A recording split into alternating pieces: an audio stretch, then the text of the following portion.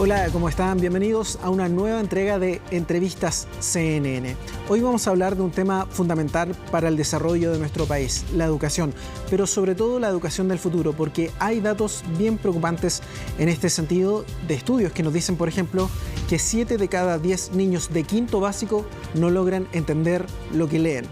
En este sentido, queremos conocer las causas que hay detrás de este tipo de cifras y también resultados, pero también queremos conocer sobre mejoras que nos podrían ayudar a desarrollar mejores técnicas al momento de ingresar a las aulas. En ese sentido, vamos a tomar contacto junto a Nicolás Goldstein, quien es presidente ejecutivo de Accenture Chile. Nicolás, muchas gracias por estar junto a nosotros. Hola Cristian, ¿cómo estás? Gracias por la invitación. Lo decía yo en una pequeña introducción, hay datos que nos llaman la atención en el sentido también de la educación primaria. Hablamos de primero a octavo básico y cómo estos niños, lamentablemente, debido al efecto pandemia, han tenido ciertas complicaciones y algunas dificultades al momento de recibir el conocimiento en la sala de clases. Primero que todo, ¿cuál es el diagnóstico que puedes hacernos en este sentido? Mira, los datos, no me gustaría pelearme con los datos ni discutir las fuentes, pero son bastante malos para Chile y para la región. Tú decías este número del 70%, pero también hay un 96% de los estudiantes de primero básico que no conoce todas las letras del alfabeto, o sea que conoce 13 letras en promedio. Vemos que los niños, sobre todo en los sectores más vulnerables, están pasando los cursos con un rezago, ¿sí? Con pendientes. Entonces, evidentemente el mundo está cambiando, las tecnologías están influyendo mucho en todo lo que sucede en la educación, se está escribiendo la historia a medida que vamos avanzando y por suerte aquí hubo una iniciativa que fue privada pública, País Digital, junto con Accenture Chile, más la UNESCO y el Ministerio de Educación también, trabajamos en conjunto para hacer un estudio que nos permita prepararnos más para el futuro. El estudio se llama El futuro de la educación en Chile, innovación, tecnología, habilidades del siglo XXI, y son las acciones que Chile necesita abarcar en materia pedagógica, ¿no? Es una hoja de ruta para que la educación sea más inclusiva, equitativa y de calidad. Nicolás, dentro de este contexto, ¿dónde están las bases de este tipo de iniciativas que promueven ustedes? Porque lamentablemente este tema es muy sensible en nuestro país y sobre todo con los factores como por ejemplo la desigualdad. Entonces, ¿sobre qué contexto o qué cimientos se elabora un plan de desarrollo para hacer este tipo de iniciativas? Mira, si quieres un disparador de este plan, fue en el 2021, País Digital con Accenture, hicimos un estudio que mostraba que si éramos capaces de traer las nuevas tecnologías a Chile y preparar a la gente con las capacidades para operar esas nuevas tecnologías, se podían incluir 13.000 millones de dólares al Producto Bruto Interno de Chile, ¿sí? O Producto Interno Bruto, no sé cómo se dice en cada país. Esto es mucho dinero, ¿sí? Entonces, una vez que vimos que había que preparar a la gente, nos metimos hace pocos meses atrás a ver cómo había que preparar a esta gente y cuándo. Lo primero que aprendimos es que no es en una sola época de la vida. Tiene que ser desde que son párvulos, primaria, secundaria, pero también hay que incluir a los adultos mayores, a las personas de más de 60 años que todavía se pueden reconvertir y pueden ingresar al mundo laboral a través de la tecnología sentados en su casa, ¿sí? Hay mucho miedo de ChatGPT, de la tecnología, se van a perder los trabajos que conocemos. Sí, es verdad, un 38% de los trabajos que conocemos hoy van a desaparecer, pero hay más de 50% de nuevos trabajos que van a aparecer y no necesariamente son trabajos de fuerza, que la gente tiene que ser jóvenes. Hay muchos trabajos que se hacen desde la casa y la pandemia nos mostró eso, que el mundo siguió funcionando y dado que se puede hacer de la casa, lo puede hacer gente con restricciones físicas, lo puede hacer gente de mayor edad también. Entonces, tomemos esto como un desafío y como una oportunidad, no solo como un problema.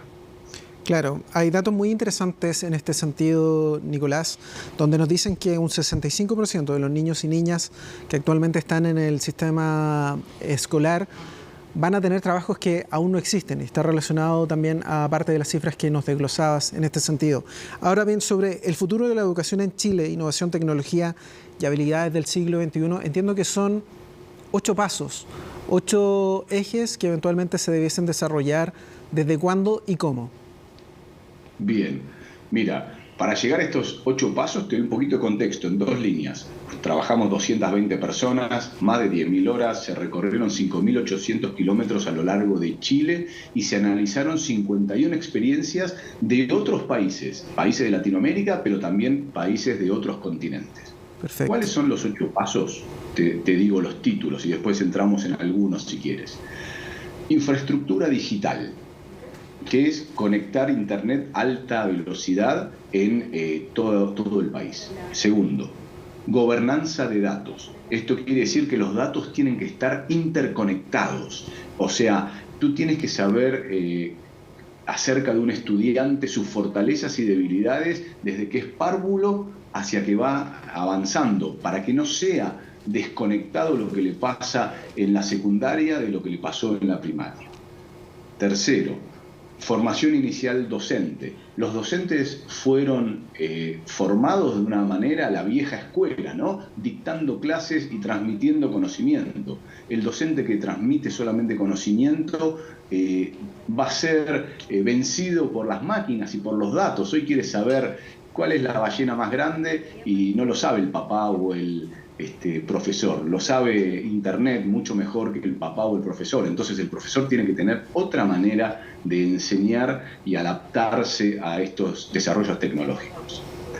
El cuarto, un currículum distinto, un currículum adaptado a la educación del siglo XXI, actualizado con las tecnologías, integrando los conocimientos STEM, ¿no? Que son de ciencia, tecnología, ingeniería, artes y matemáticas, con pensamiento computacional, aprendizaje basado en proyectos, ese tipo de currículum. El quinto, lo que llamamos estudiantes al centro. Metodologías mixtas y flexibles, uso de inteligencia artificial para trabajo personalizado. No pretendamos que todos los estudiantes sepan de todo el tiempo. Apalanquémonos en sus fortalezas. ¿Para qué es mejor? Para sumar, para contar historias, bueno, y desarrollemos esa educación con el estudiante al centro, apalancándonos y mejorando lo que hacen bien, ¿sí? Sexto, lo que llamamos el programa de ciudadanía digital.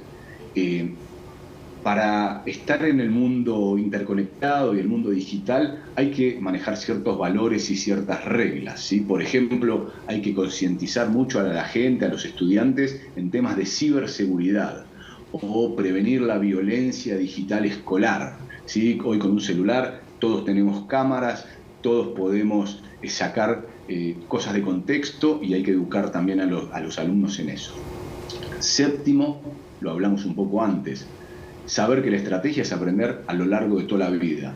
No estudio 4 años y trabajo después de doctor los próximos 40 sin actualizarme.